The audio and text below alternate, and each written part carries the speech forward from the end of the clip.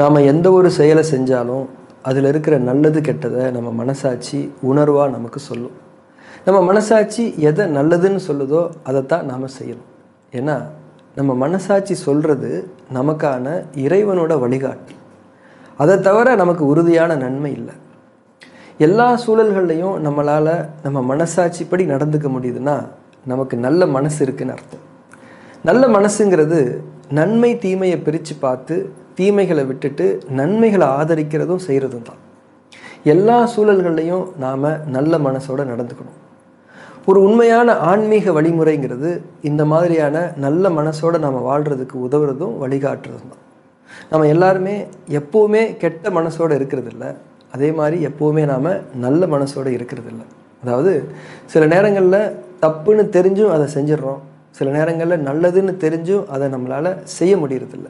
நல்ல விஷயங்களில் நமக்கு கன்சிஸ்டன்சி இல்லை, கெட்ட விஷயங்கள் நமக்கு பழக்கமாயிடுச்சு. இந்த ஆன் அண்ட் ஆஃப் நல்ல மனசை ஒரு நிரந்தரமான நல்ல மனசாக மாற்றுறதுங்கிறது ரொம்ப முக்கியமானது. நம்ம மனசை தூய்மைப்படுத்திக்கிறது தான் நம்ம பிறப்போட லட்சியம். அதாவது நம்ம மனசை தூய்மைப்படுத்திக்கிறதுக்கு நம்ம ஒவ்வொருத்தரும் என்ன செய்கிறோங்கிறது நமக்கான ரொம்ப முக்கியமான கேள்வி. ஏதாவது நம்ம செஞ்சுக்கிட்டு இருக்கோம்னா அதில் எந்த அளவுக்கு ப்ராக்ரஸ் ஆகிருக்கோன்னு செக் பண்ணுறதும் ரொம்ப முக்கியமானது.